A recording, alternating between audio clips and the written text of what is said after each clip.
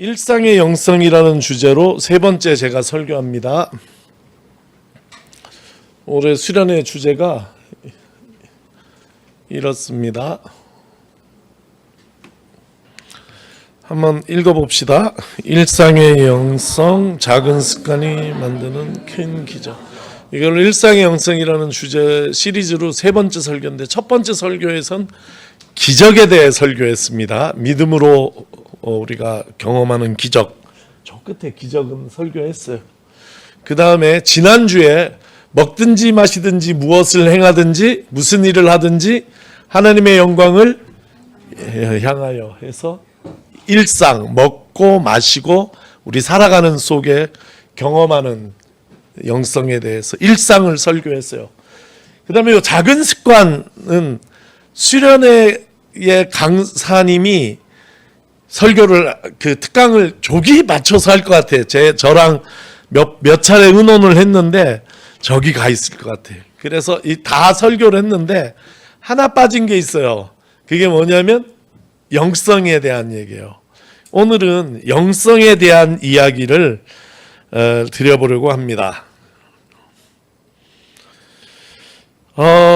영성이란 무엇인가 또 이렇게 물으면 또 답이 여러 가지예요. 이게 여러 가지인데 제가 오늘 설교에 맞춰서 굉장히 쉽게 한번 얘기를 해볼게요.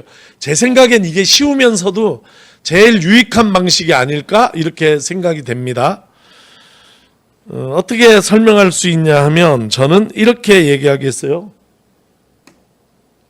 이미 온 하나님 나라를 누리는 것, 이걸 영성이라고 할 수 있다. 이렇게 이야기하겠어요. 요 얘기를 해설하는 것이 오늘 설교입니다. 예수님께서 세상에 오셔서 하신 일을 뭐라고 할 수 있을까? 이런 질문을 할 수 있죠. 옆에 사람에게 가만히 담이 옆에 제인이? 재화, 진아. 그러니까 지난번에 청년식당 왔던 친구랑 또 다른 친구네. 그땐 재화가 왔고 진하. 반가워서. 아까 광고 때 예배 같이 드린다고 소개를 했어야 되는데 미안하다. 부담되지? 그렇지.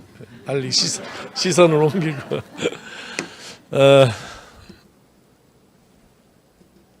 이게 뭘까? 이렇게 물어보면 자기한테 인상적이었던 일들을 얘기를 할 거예요. 그런데 그 하나하나 사건이 아니라 그 일들을 다 묶어서 뭐라고 할 수 있겠는가?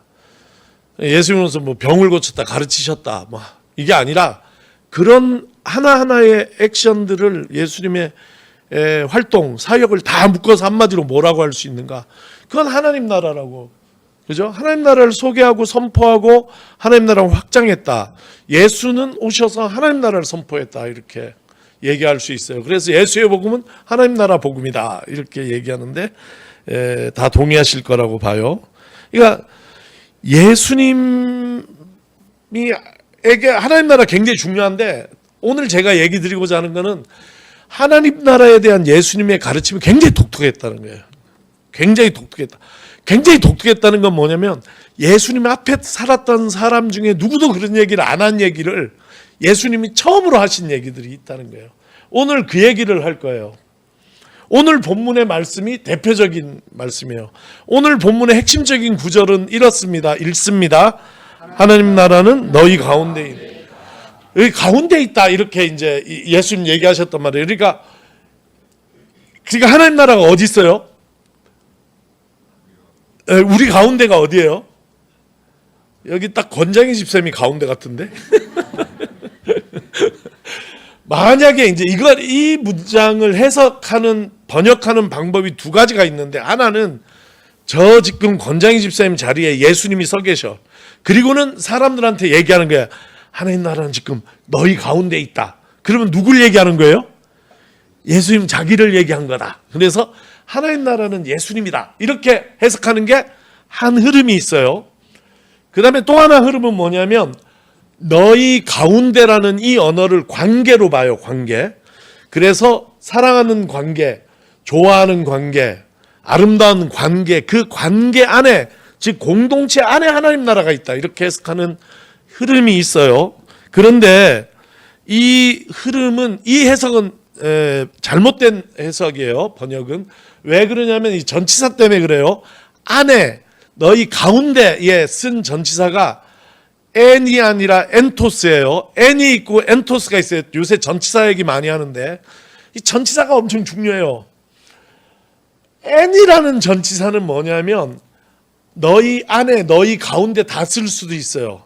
영어로는 in도 되고 among도 되고 within도 되고 다 돼. 이거는 성경에 셀 수 없이 많이 나와요.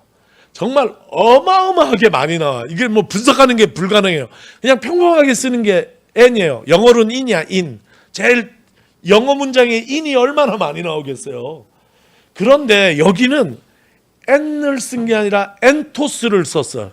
엔토스가 무슨 뜻인지 막 어려운, 이건 어렵게 보여도 맨날 나는 이런 거 보고 살아요. 인생이.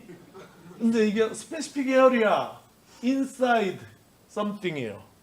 그러니까 이거는 아주 구체적으로 어떤 사이가 아니야. 안에, inside of야. 안에, 속에, 이런 뜻이에요. 그러니까 이거는 성경에 몇 번 안 나와요. 그러니까 예수님이 이 언어를 골라서 썼으면 엄청 신경 써 쓰신 언어예요. n을 써야 맞거든. 근데 n은 이 뜻도 되고 저 뜻도 다 돼요. 엔토스는 이 뜻 저 뜻으로 번역할 수가 없어요. 안에, 인사이드에 있다는 거예요. 그거 하나예요. 그래서 개역개정 번역이, 새 번역은 뭐라고 했냐, 하나님 나라는 너희 가운데 있다, 이렇게 했어요. 개역개정은 하나님 나라는 너희 안에 있다. 이게 더 근접한 번역이라고 볼 수 있어요. 엔토스가 쓰인 예 두 가지 가져왔어요. 내 속에 있는 것들아 다 찬양하라. 이 찬양에 나오는 시편 103편이에요. 근데 이때도 내 속에 있는 것들아 할 때 딴 건 못 봐도 엔토스는 보이는 거예요. 내 속에 있는 모든 것들아 하는 거예요. 그러니까 내 속에 있는, 다른 뜻으로 쓰인 게 아니라 inside of me로 쓰인 거예요. 또 하나는 이런 바리새인들을 비판하는 예수님의 말씀에서 눈먼 바리새파 사람들아 먼저 잔 속을, 잔 안을 닦아라 할 때도 여기 엔토스가 쓰이는, 성경에 몇 번 안 나와요. 이런 게 거의 다예요. 그러므로 이 뜻은 너무나 자명해요. 이걸 다르게 해석하면 안 돼. 예수님이 n을 안 쓰고 엔토스를 골라 쓰셨으니까. 그러니까 뜻이 뭐예요? 하나님 나라가 어디 있다는 거예요? 내 안에 있다는 거야. 그 안을 꼭 내 마음으로 해석할 필요는 없지만 마음에서 출발해요. 하나님 나라 내 마음에서부터 출발하는 거예요. 아니면 내 존재, 내 안에, 그냥 마음이라는 말 안 붙여도 하나님 나라 내 안에 있다는 것이에요.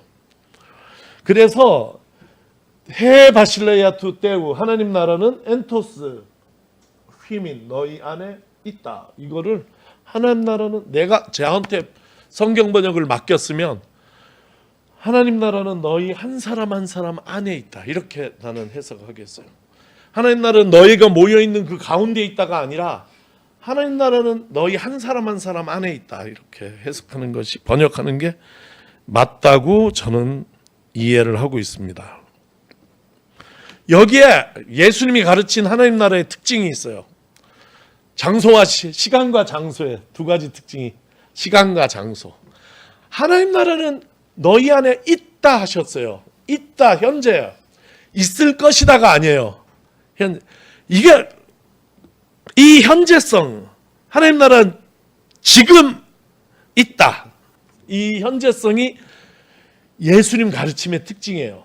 그 전에는, 예수님 이전에 유대교에서, 구약에서 얘기하는 하나님 나라는 특징이 뭐냐면 전부 다 미래야. 그 내용은 달라도 다 미래야. 미래 언젠가는 하나님 나라가 이루어질 것이다. 어떻게 이루어지냐? 1번, 다윗 솔로몬과 같은 새 이스라엘 왕조가 들었으므로 이루어질 것이다. 어떻게 이루어지냐? 하나님의 정의와 하나님의 평화가 넘치게 될 것이다. 언제? 미래에. 이런 거죠. 아니면 새하늘 새 땅이 이루어질 거죠. 이 썩은 이 악인들이 판치는 이 세상은 끝나고 선인들이 고난당하는 이 더러운 세상 못 살겠다. 끝나고 언젠가는 이 역사의 종말 위에 하늘의 시간과 장소, 새하늘 새 땅이 임할 거다. 그거 언제? 미래에. 전부 이런 건데 예수님이 가르친 하나님 나라는 너희 속에 있다. 지금 있다. 부연하자면 너무 조금의 겨자씨 같아. 찾아볼 수가 없어. 누룩 같아. 밭에 감추인 보배와 같아. 알아볼 수가 없어. 그러나 하나님 나라는 있다. 이 현재성이 예수님이 가르친 가르침의 특징이에요. 두 번째는 장소죠. 장소. 그 전에 하나님 나라는 전부 어디로 오냐면 나라로 와요. 그죠? 하나님 나라를 국가로 해석하거나 왕조로 해석하거나 이런 거죠. 그러니까 어떤 시스템으로 온다. 제도 위에 온다. 이상향 같은 거죠. 유토피아. 이런 인류가 이루고자 했던 많은 위대한 선각자들이 꿈꿔왔던 어떤 그런 이상적 현실. 하나님 나라는 그렇게 오는 거다 하는데 비해서 예수님은 거기에 오는 게 아니라 하나님 나라는 너희 안에 와 있다. 이렇게 얘기해요. 그래서 이 시간과 장소가 그 이전의 가르침과 완전히 다르다는 점에서 하나님 나라에 대한 예수님 가르침은 독특해요. 근데 제가 이렇게 설교하면 목사님 성경을 잘 모르나 본데 예수님이 그렇게만 가르친 게 아니라고 하면서 마가복음 13장을 가지고 올 수 있어요. 이게 예수님 말씀이에요. 같이 읽겠습니다. 시작.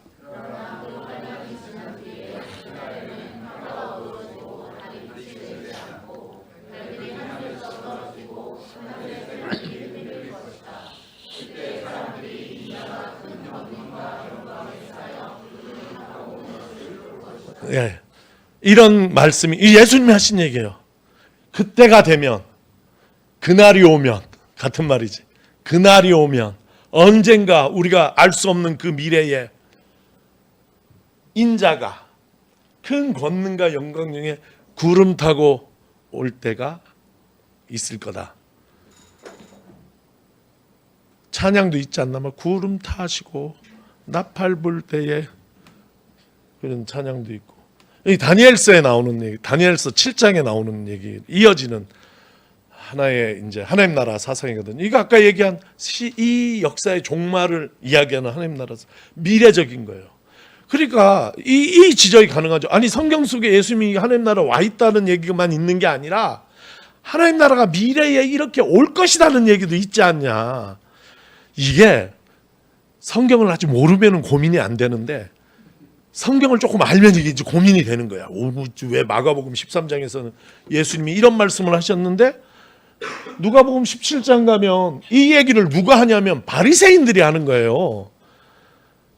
이 오늘 본문의 첫 절이에요. 한번 바리새인들의 얘기를 들어보겠어요. 시작.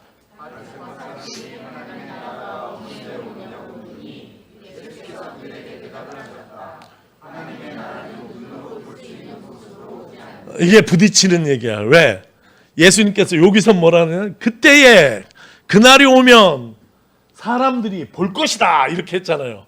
근데 여기 누가복음으로 가면 볼 수 있는 게 아니다 이렇게 얘기하셔요.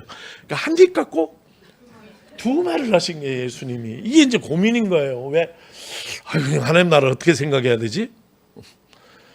뒤에 거는 예수님 얘기고 이거는 뭐 남들이 한 얘기 뭐 둘 다 예수님이 얘기하셨다니까요. 그리고는 예수님이 이어서 하시는 얘기가 시작.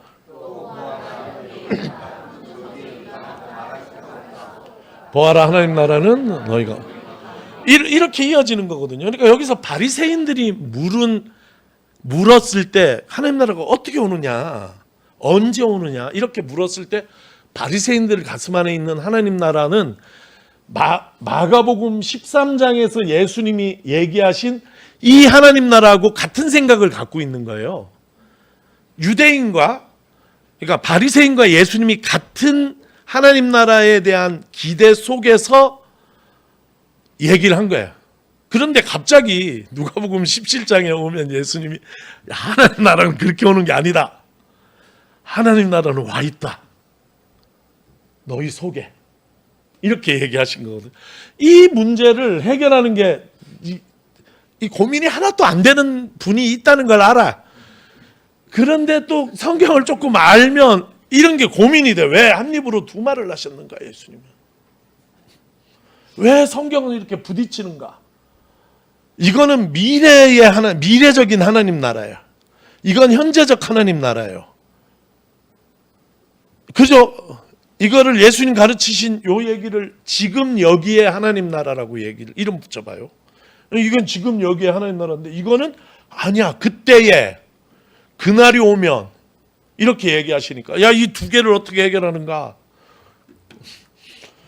여러분은 1번 이게 뭐 전혀 문제가 되지 않는다.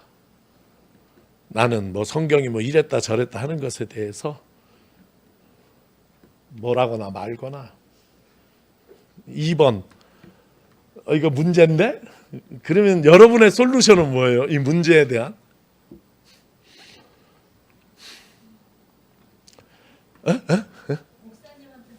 나한테 물어보라고. 내가 대답할게요. 이게 생각보다 많은 성경 전문가들, 연구가들이, 신약학자들이 여기에 대답을 하는데 놀랍게도 많은 빅네임, 아주 유명한 학자들이 거의 입장이 같아요. 그리고 나만 달라. 난 안 따라가. 생각을 해봐야 되는데 아주 그냥 큰 유명한 학자들은 이렇게 얘기를 해요.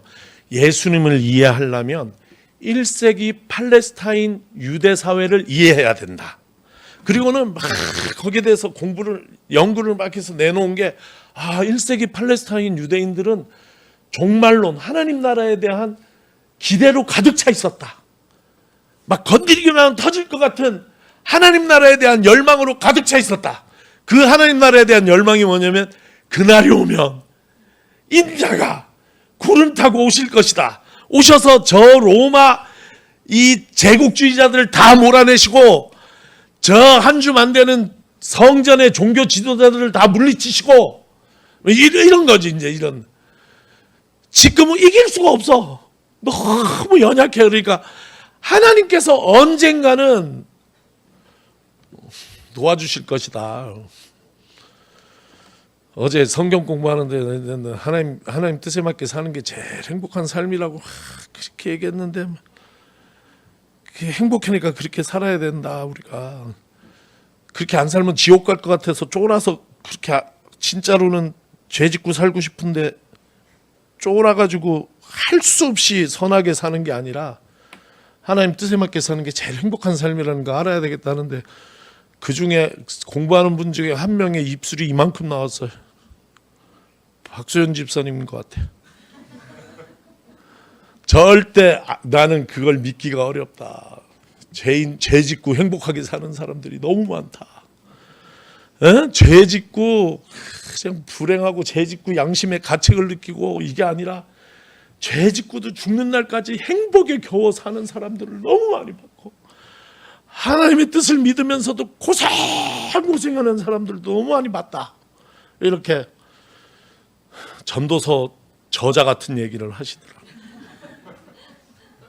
거기에 대한 대답이 뭐냐면 언젠가는 주님께서 오셔서 산자만 심판하는 게 아니라 죽은 자들까지 다 일으켜가지고 너 그때 이랬지 저랬지 해가지고 완전히 다 영원한 형벌을 주시고 영원한 상을 주실 거죠. 이런 게 있는 게 이런 게. 이건 그런 꿈이고. 근데 1세기 팔레스타인 유대 사람들은 다 그렇게 생각했다. 그러므로 예수는 누구냐? 유대인이었다. 예수는 누구냐? 1세기 팔레스타인을 산 유대인이었다. 그러므로 예수는 당연히 뭘 얘기했을 거다? 이걸 얘기했을 거다. 그럼 이건 뭐냐? 이건 실은 예수가 한 얘기가 아니다. 그럼 누가 했냐? 초대교회가 끼워넣었다. 왜 끼워넣냐? 예수님이 그날이 오면 인자가 온다 그랬는데 예수님 돌아가시고 60년이 지나도 아직 인자가 안 왔다. 그 사람들이 2000년 동안 안 올 거는 상상도 못한 거야. 그때 60년도 크게 다가왔어. 그래서 실은 왔다. 실은 왔다. 이렇게 초대교회 교인들이 한 60년 뒤에 성경을 쓰면서 이미 와 있다. 더 기다리지 마라. 이렇게 썼다는 거예요. 그러니까 주류에 의하면은 1세기 팔레스타인 유대인이었다는 예수님은 당연히 이 얘기를 했고, 그러니까 이 얘기가 진정성 있는 예수님의 말씀이고, 이 얘기는 예수님의 예언이 틀렸기 때문에 예수님을 옹호하기 위한 초대교회의 가필이다. 이렇게 해석을 합니다. 이 문제가 뭐예요? 나는 이걸 따라갈 수가 없어. 왜 안 따라가냐면, 만약에 이 얘기가 된 예수가 1세기 팔레스타인을 살았기 때문에 유대 사람이었기 때문에 유대교에서 하는 얘기만 했다면 예수교하고 유대교하고 아무 차이가 없는 거예요. 무슨 차이가 있어요 거기에. 예수님은 1세기 유대교를 살아간 사람이었지만 유대교를 넘어서는 독특한 얘기를 했기 때문에 유대교와 다른 기독교가 형성된 거거든. 이 독특성을 인정해야 되는 거 아닌가? 이런 생각이 저는 강해요. 그래서 성경을 볼 때 유대인이 했던 얘기를 그대로 했으면 이건 예수님 말씀 맞다 이렇게 보기보다는 유대인들이 안 한 얘기를 했으면 그 예수님 이전에 아무도 안 한 얘기를 예수님이 했다면 그 얘기야말로 진짜 예수님 말씀이다. 이런 거예요. 나는 이게 예수님의 진심이라고 봐요. 그럼 이건 뭐냐? 이거는 그 당시 모든 사람들이 이렇게 믿고 있는 문화야. 예수님이 그 문화 속에서 모든 사람이 그렇게 생각하는 말씀을 인용한 것이, 인용해서 얘기하셨다. 그래서 둘 다 예수님 말씀 맞는데 그 당시에 누구나 믿고 있던 얘기를 하신 것보다는 아무도 그렇게 생각 안 하는 얘기를 예수님이 하신 것이 훨씬 더 의미 있는 예수님 말씀이다. 그래서 저는 요쪽 파야. 요쪽 파. 몇 명 안 돼. 오늘 설교로 이제 우리 편 나와 같은 입장에 쓴 사람이 조금 더 늘었을 줄로 믿어요. 응?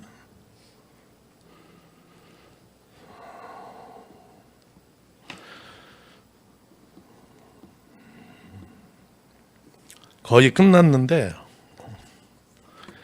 유대인들이 고대하던 하나님 나라하고 예수님이 가르친 하나님 나라가 다르다는 거예요. 뭐가 다른가? 시간과 장소가 다르다는 것이에요. 마지막으로 나라에 대해서 얘기할게요. 나라는 나라 바실레이아 나라 그러니까 국가, 근대 국가 같기도 하고 왕조 같기도 하고 하는데 예수님 그런 뜻으로 얘기한 게 아니다. 이렇게 다 알아요. 그러니까 나라 대신에 통치를 쓰자. 하나님의 통치.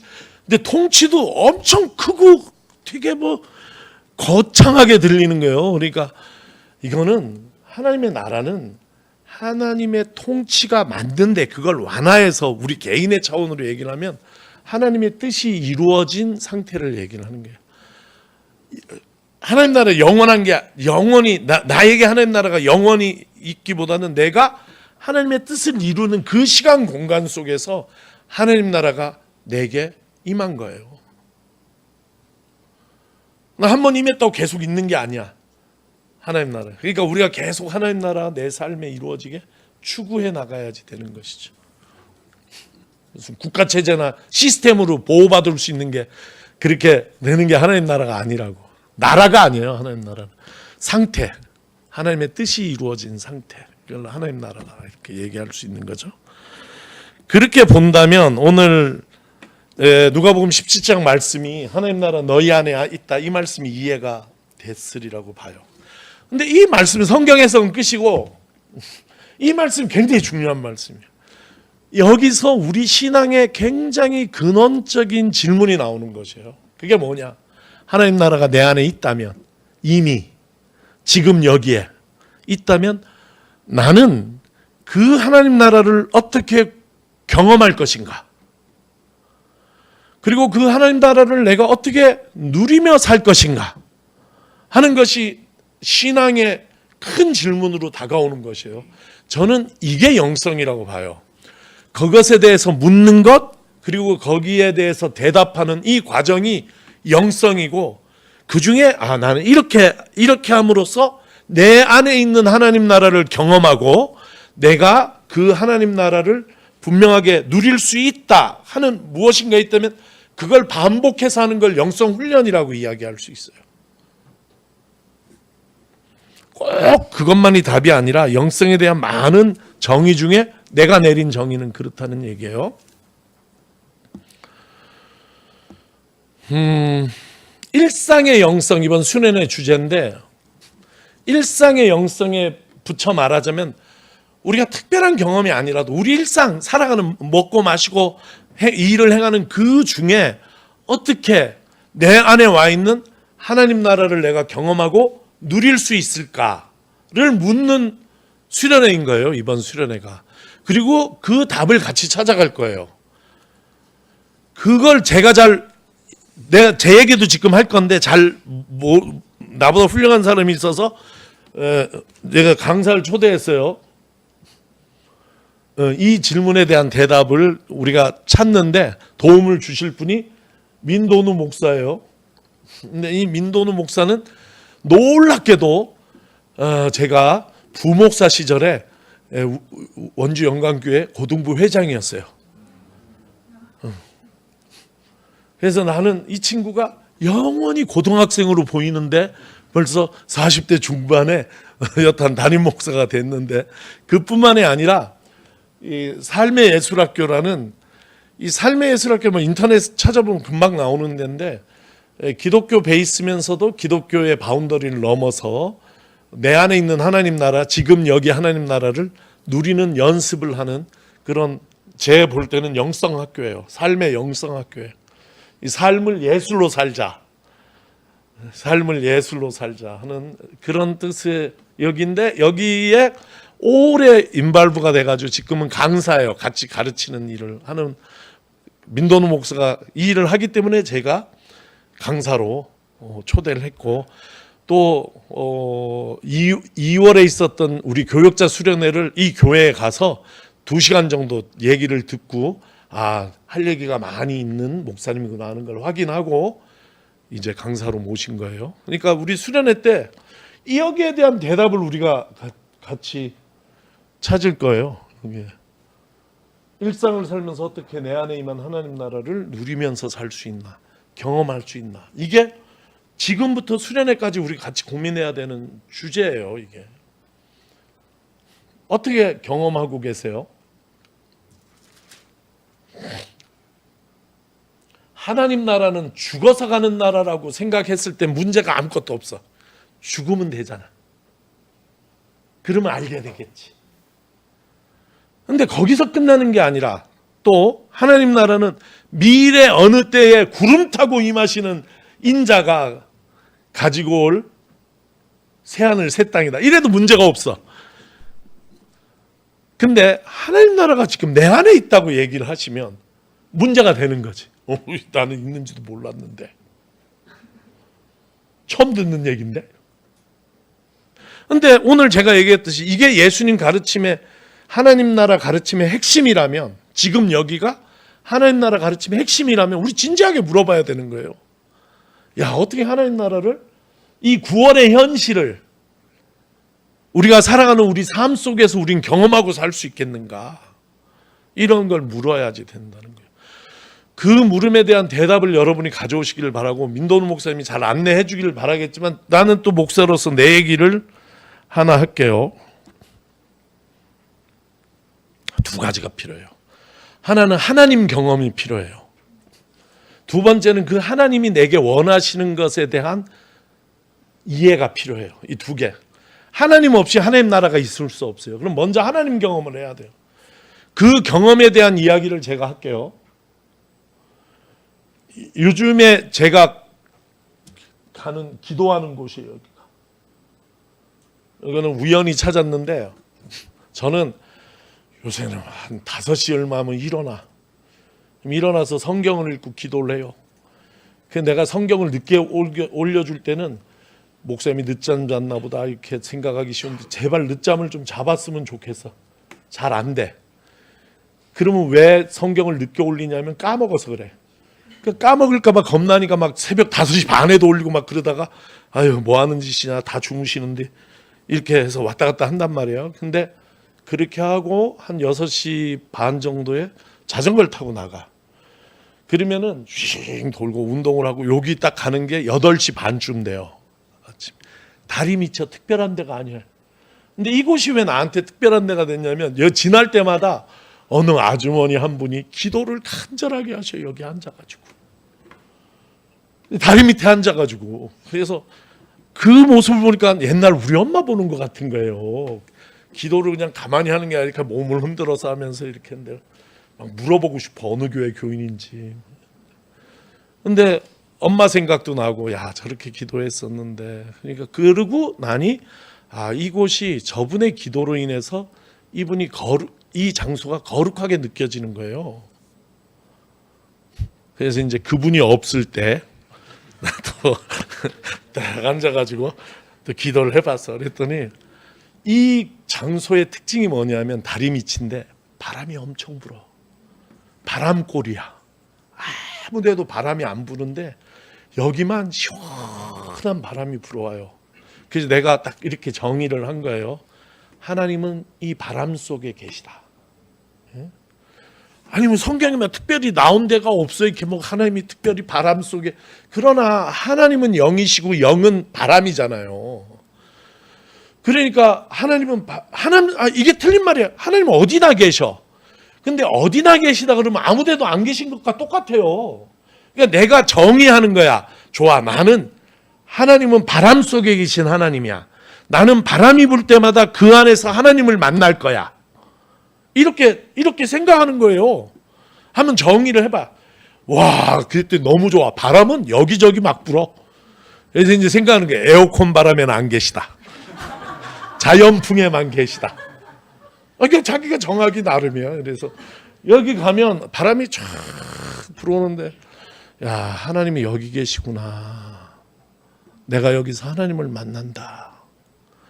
그래서 그 바람이 나를 쫙 감싸주면 야, 하나님께서 나를 이렇게 안아주시는구나.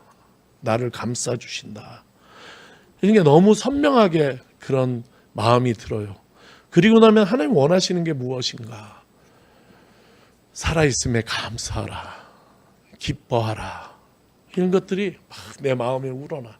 그러면 앉아서 정말 하나님 앞에 감사하고 기뻐하고 시간이 쭉 흐르면서 그런 마음이 충만할 때 또 중보하여서 기도하고 기도할 사람들 얼굴이 떠오르고 그들을 위해서 기도하고 이게 이제 나의 그래서 여기다 모세는 신발을 벗었지만 나는 헬멧을 벗은 거예요. 여기 기도하는 자리라.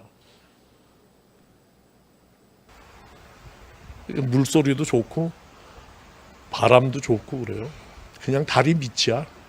한참 있다 보면 청소하는 아저씨들 청소부 아저씨들 다 모여서 쉬어 여기서. 이 얘기를 했더니 또 방영자 집사님 또 이걸 보내왔어. 자기가 기도하는 곳이래. 관악산이. 여기는 왜 기도하게 됐냐 했더니 여길 갔더니 계룡산처럼 그 무속신앙에 있는 사람들이 촛불을 엄청 켜놨대. 그래가지고 처음에는 그냥 좀 부정 타는 것 같아. 그런데 기도로 깨끗이 해야 되겠다 해가지고 이제 방 집사님은 여기를 기도의 터로 잡고 햇질 딱 할 때 애들 미니 연희 위에서 기도하고 막 이럴 때 관악산 아침에 일찍 걸어 올라가가지고 이곳에 하나님이 계시다. 이곳에 하나님이 계시다.